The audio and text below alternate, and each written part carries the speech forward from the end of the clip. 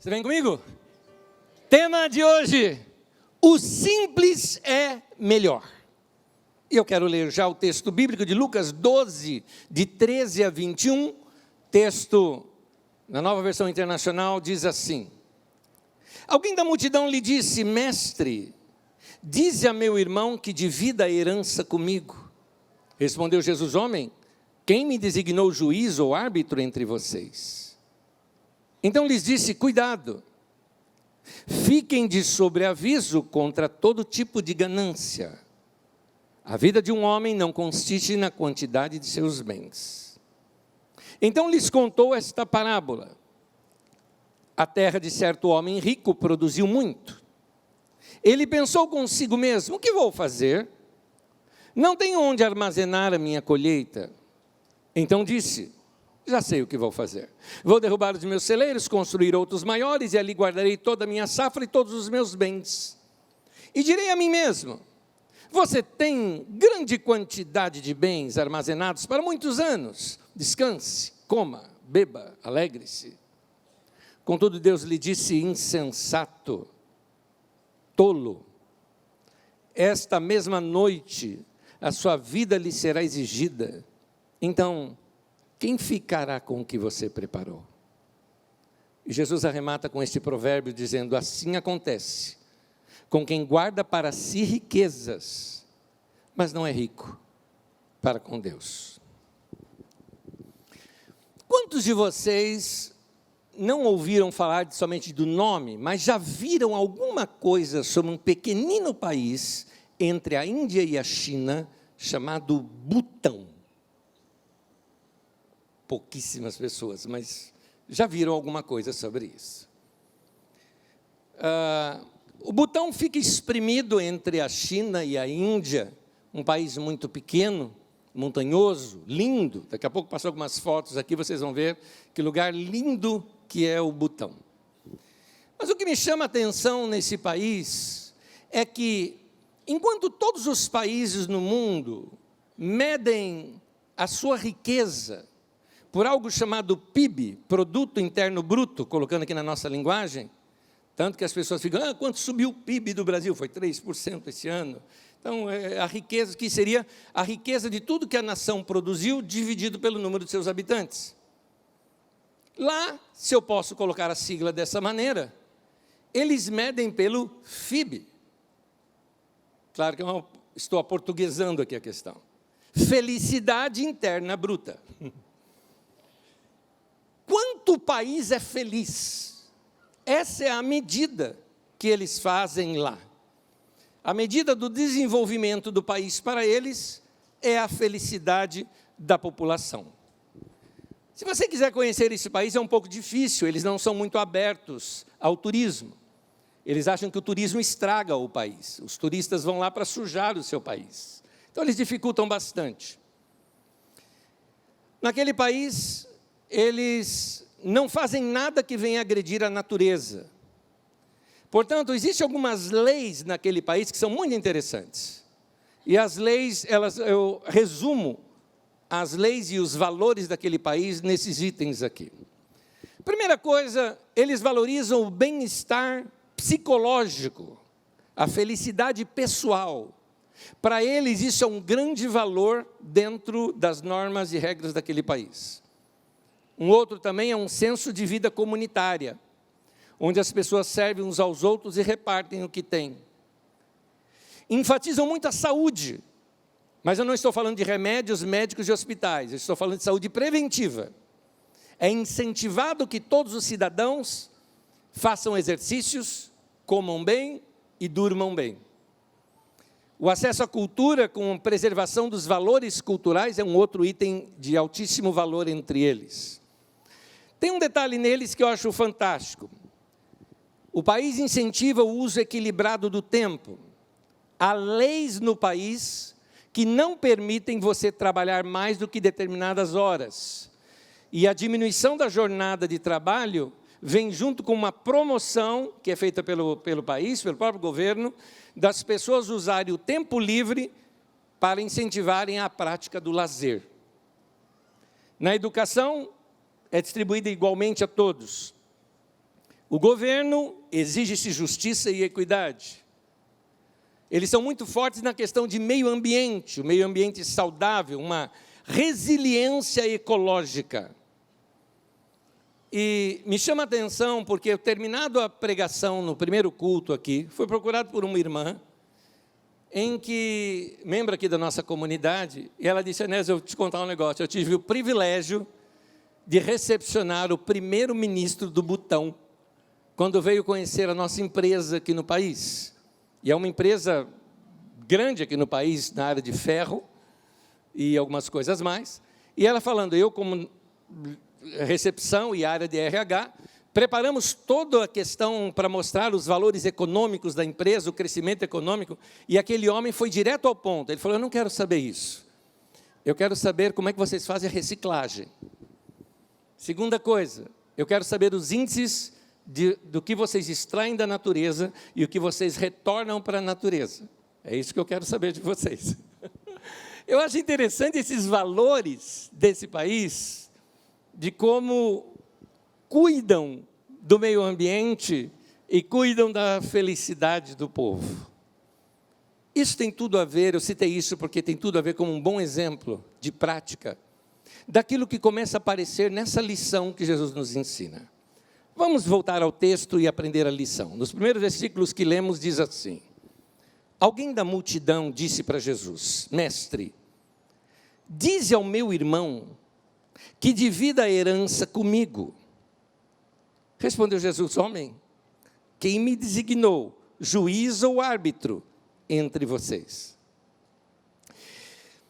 Vamos começar a conjecturar algumas coisas aqui para poder entender melhor o texto.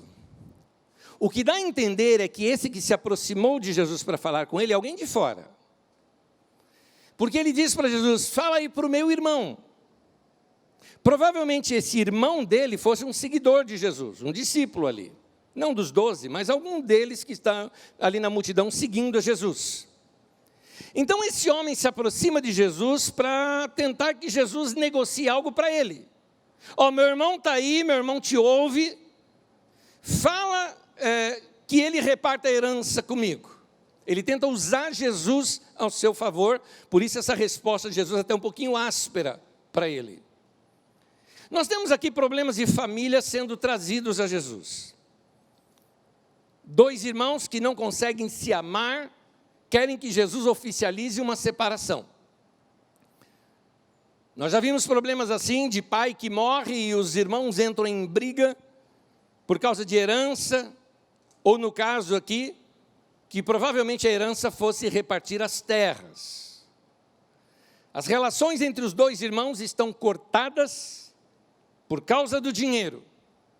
E essa questão, dentro do ambiente do Oriente Médio, ela é muito séria.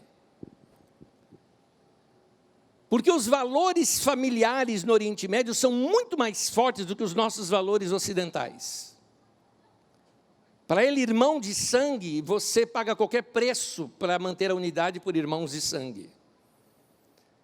Tanto que na Bíblia Sagrada, quando mostra uma crise entre irmãos, ela é caótica, como Esaú e Jacó, por exemplo. E algumas vezes, quando há uma separação, como foi o caso de Abraão e Ló, a Bíblia explica o porquê se separou. Olha, foi problema entre os pastores, não foi problema entre eles. Porque família não se separa, família está junto. Essa é a mentalidade que está por detrás.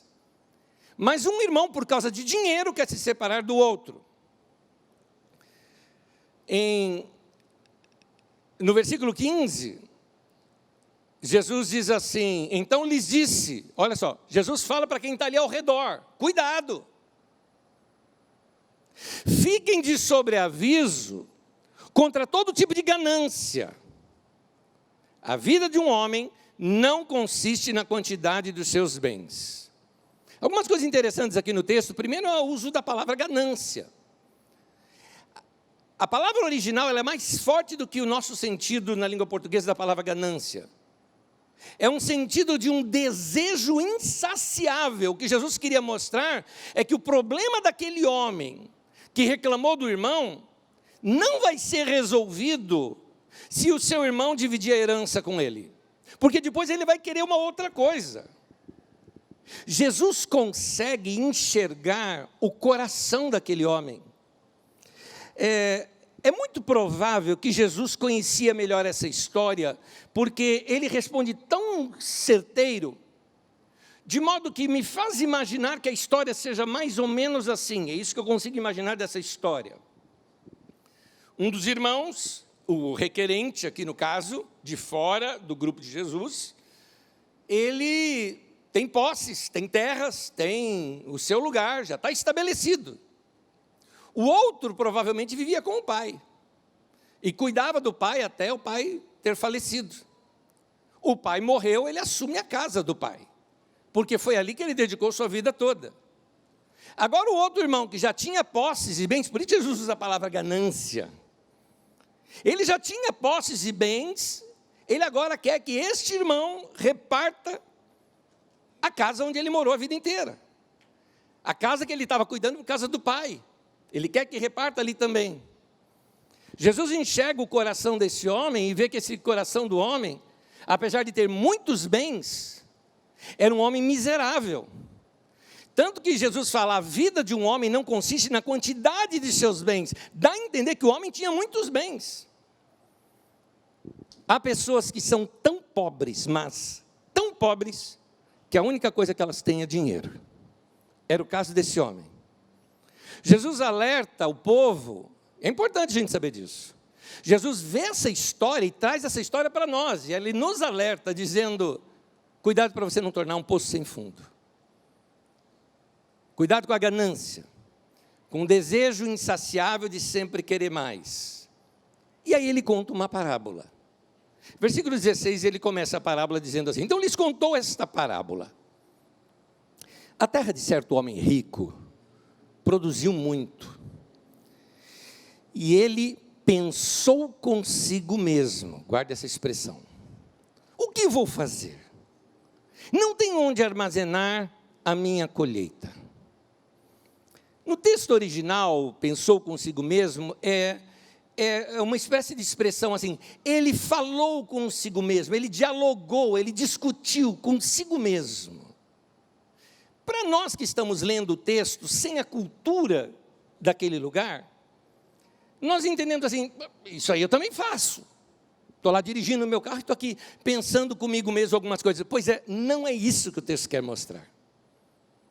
Uma das características do povo médio oriental, principalmente judeus e árabes, é a sua natureza comunitária, gregária. A vida é vivida em comunidade e as comunidades elas são profundamente entrelaçadas. Normalmente eles se casam até entre famílias. Os laços de famílias, os relacionamentos são muito fortes. Nós perdemos muito destas verdades, desses princípios. E exatamente por sermos ocidentais e alguns ocorridos que tivemos no Oriente Médio, como guerras, ou até mesmo os extremistas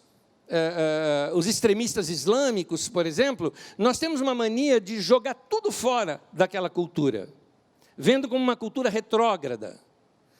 Mas nós perdemos as riquezas daquelas culturas, como por exemplo a vida comunitária deles. Nós somos demasiadamente individualistas. O que vale é o que eu penso e o que eu decido está resolvido. Naquela sociedade, os homens mais importantes da aldeia se sentavam à porta da cidade, ou seja, numa praça, logo depois que você entra dentro da cidade, você iria encontrar os líderes da cidade, os anciãos da cidade, passando horas ali conversando.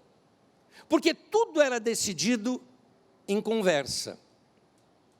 Lembro-me uma vez, na África, quando eu estava checando os poços que a Carisma tinha aberto lá num determinado lugar, e eu querendo saber como estavam os poços, se precisava de reformas e algumas coisas, logo peguei o irmão que nos encaminhava em todos esses lugares, o responsável lá por aqueles lugares, o máquina, e falei com ele, falei, então irmão, o que a gente precisa fazer mais aqui?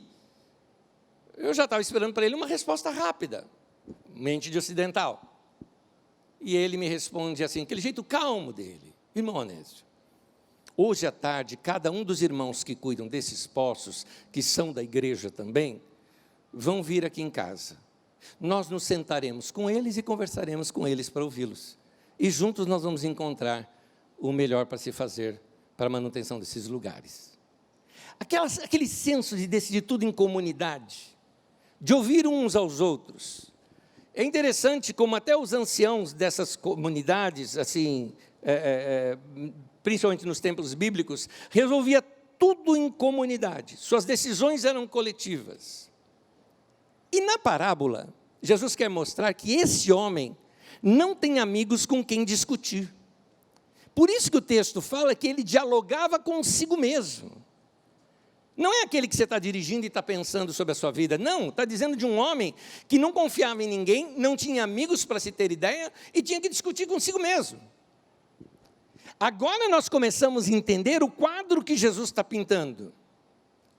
Jesus começa a mostrar que há um tipo de prisão, que a riqueza, a fama, o sucesso, estou falando das coisas que nós ocidentais buscamos muito, o orgulho, a soberba, geram em nós, há uma prisão.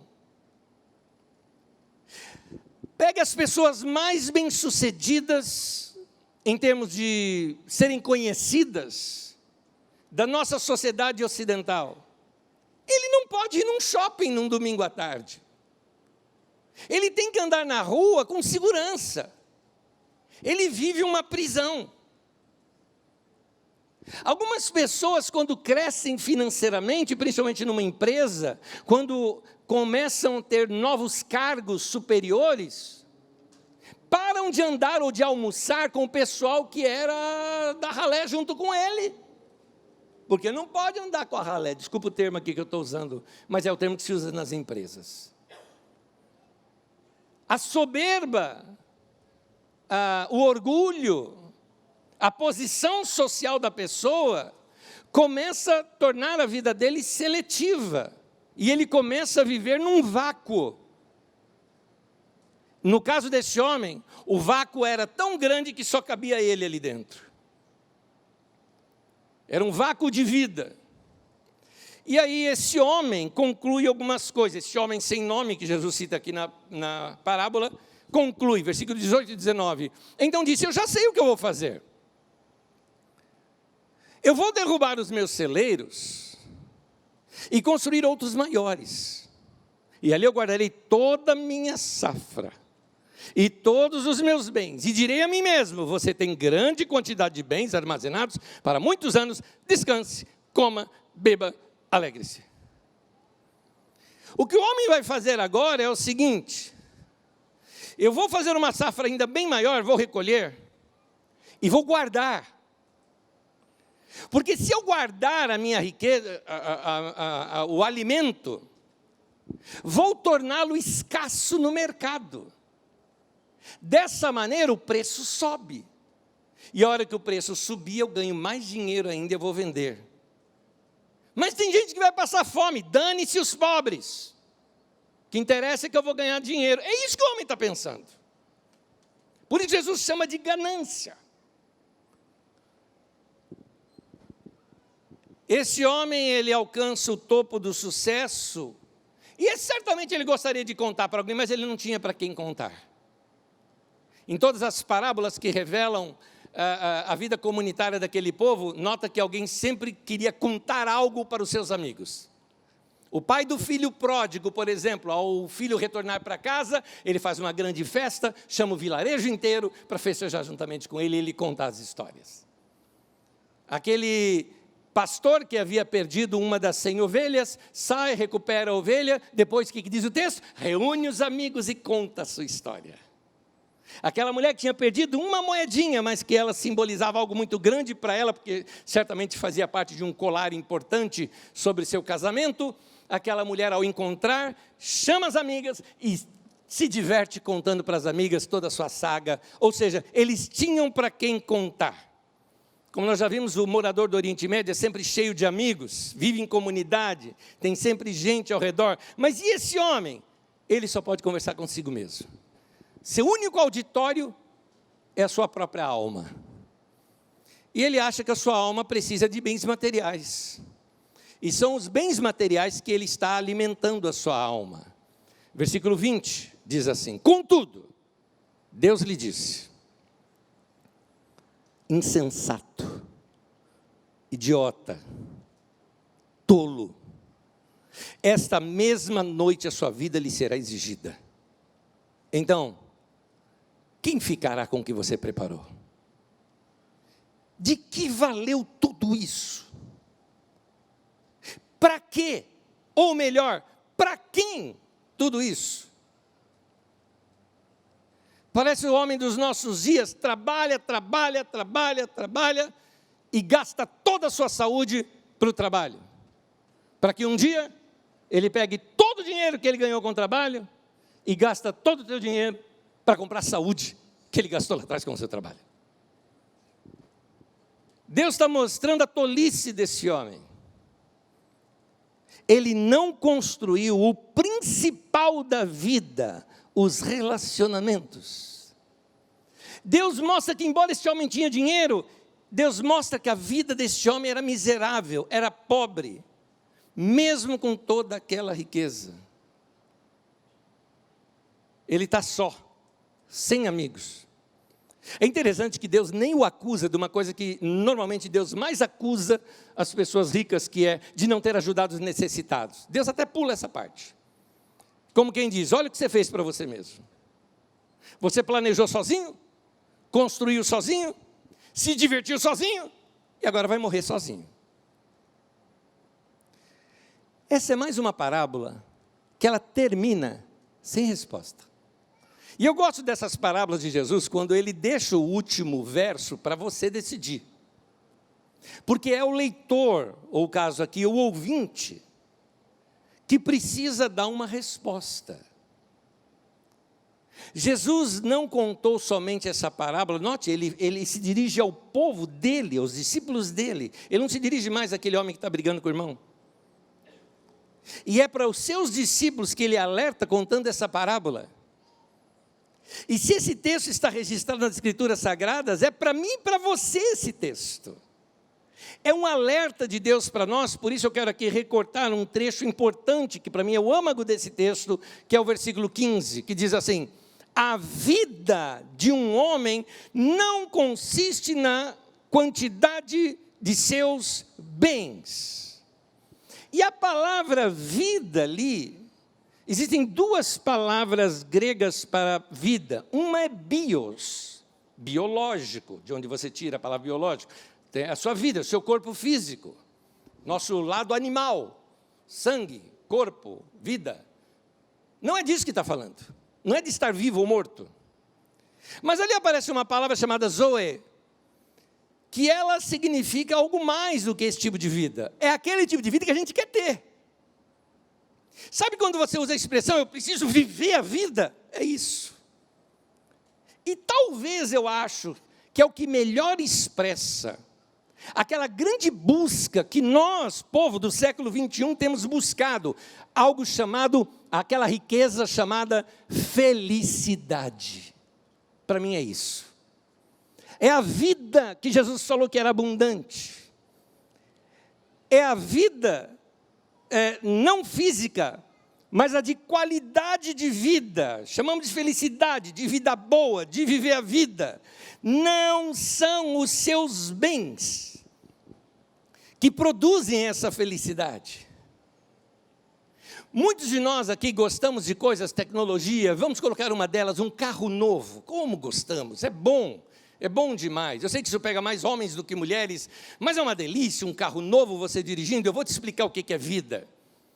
Ganhar um carro novo, ou você dirigir o seu carro novo, sim, é crescimento, é riqueza, é alguma coisa que te dá prazer, mas ainda não é a vida. Talvez a vida esteja em você encostar aquele carro, descer dele, olhar uma árvore, uma flor, uma planta, e perceber que há uma riqueza muito maior do que essa riqueza material que vai se deteriorar. É você ter os seus olhos abertos de que é muito mais vida você dedicar tempo aos seus filhos, brincar junto com eles, ou uma conversa gostosa com os filhos, um passeio gostoso de mãos dadas com a sua esposa, uma saída numa roda de amigos, aquela roda de pizza que não acaba, porque o papo está bom e a gente vara a madrugada. Isso é vida. Isso é vida. E a Bíblia diz, a vida de um homem, o zoé de um homem, não se resume à riqueza dele. Porque a riqueza, às vezes, não produz isso.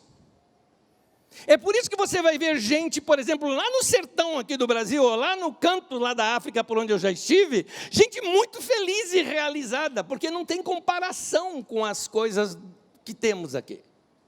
Isso me faz lembrar Rubem Alves, quando ele conta que morava num casebre, porque seu pai tinha perdido tudo, morava num casebre emprestado numa fazenda, e ali era o brinquedo dele era o toco de árvore, o brinquedo dele era nadar no rio. E finalmente seu pai recupera a sua questão financeira e se dirige para o Rio de Janeiro. E então, ele fala o seguinte, fui estudar numa escola paga de classe média. E aí começou a comparação entre o que eu era e o que a classe média poderia me dar. Ele falou, foi assim que veio depressão, foi assim que veio comparação, foi assim que algumas angústias surgiram. Então, nós já sabemos que as riquezas não produzem a felicidade. Por que nós então dedicamos mais tempo à riqueza do que tempo àquilo que realmente produz algo para nós? Minha pergunta para você é sobre vida, e eu estou falando desse tipo de vida, essa vida abundante, essa vida plena, eu te pergunto, você está vivendo a vida que você queria ter?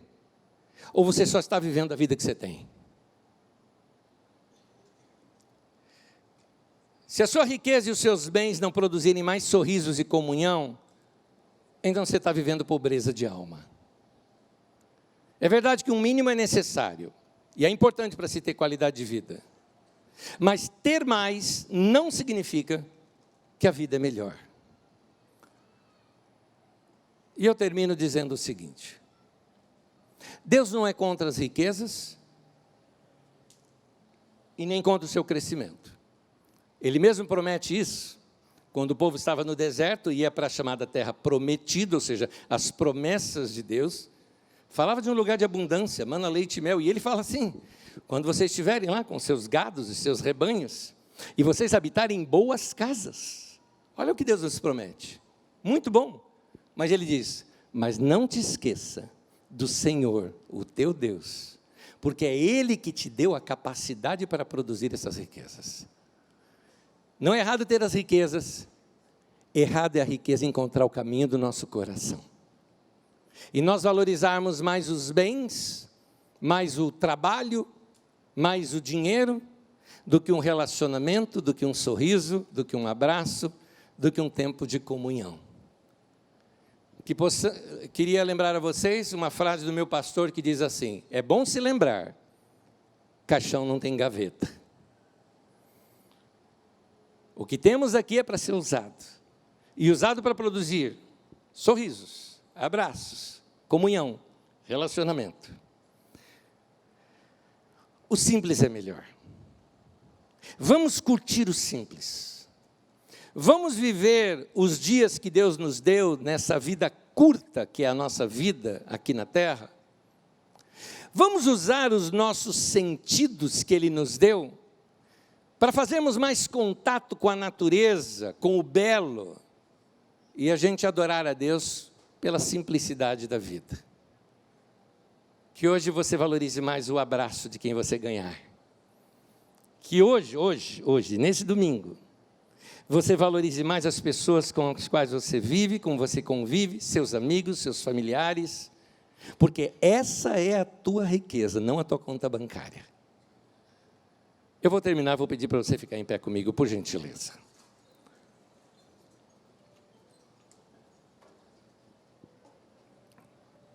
E eu termino com um exemplo que nos alerta a voltarmos para a simplicidade do nosso caminhar com Deus. É o contraste entre enriquecer e continuar de coração dependente de Deus. Um pastor amigo, muito querido, fomos pastores juntos muitos anos atrás. Eu era novinho, tinha 19 anos e admirava a vida de oração daquele cara. Ganhávamos pouco, tínhamos que muitas vezes orar para ter um sapato novo, porque eu já cheguei a orar pedindo sapato, que o meu era furado. Isso foi uma oração que eu já fiz, e eu sei que ele já fez também. Ele me contou até mesmo que orava às vezes para ter o que comer no dia seguinte. E nós conversávamos isso, mais ou menos, eu acho, uns 20 anos depois desses acontecimentos. O panorama era totalmente outro, novo. Ele me contou ali, ele falou o seguinte, ele falou: Anésio, hoje eu moro numa casa melhor do que a que eu sequer imaginaria morar. Se fosse a casa dos meus sonhos, ela é melhor. Eu tenho o carro que eu queria ter. Aquele carro, é esse que eu tenho. Isso, ele falou, e isso é um problema para mim. Porque quando eu tinha falta, eu andava aos pés do Senhor o tempo todo. Hoje eu tenho abundância. Ele falou: o que mais me constrange na oração do Pai Nosso, quando nos ensina a pedir pelo pãozinho de cada dia.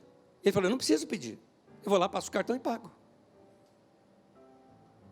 Ele falou, veja bem, ele contando isso, não estava mostrando soberba, ao contrário, ele estava mostrando que ele estava vigiando o coração dele, que a riqueza poderia afastá-lo de Deus e da simplicidade com Deus, mas que ele queria manter um coração santo e agradável a Deus.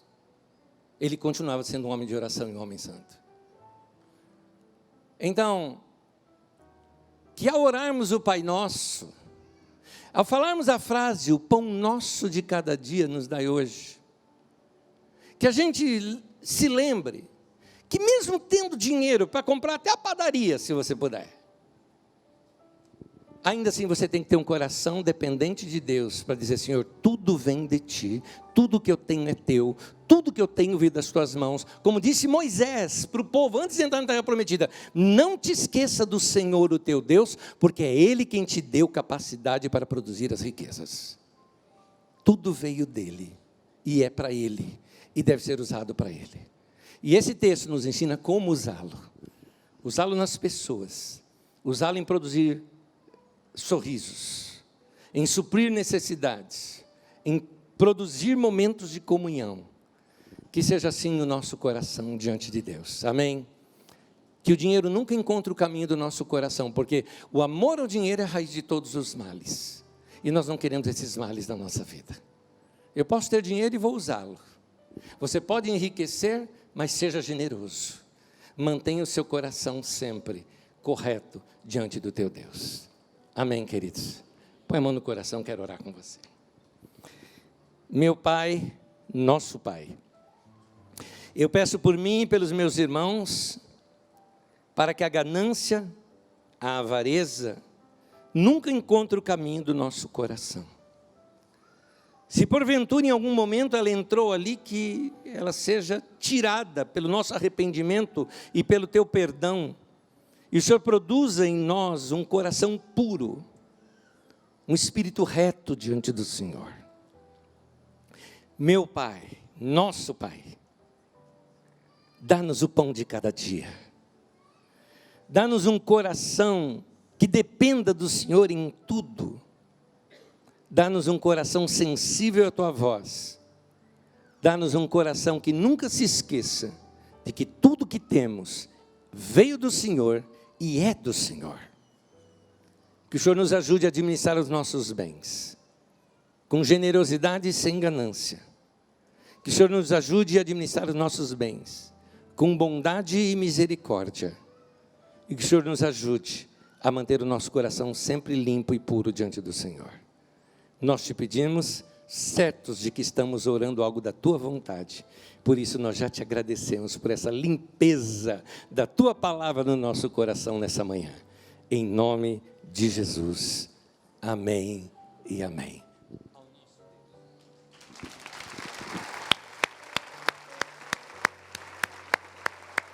Por Ele ter falado conosco.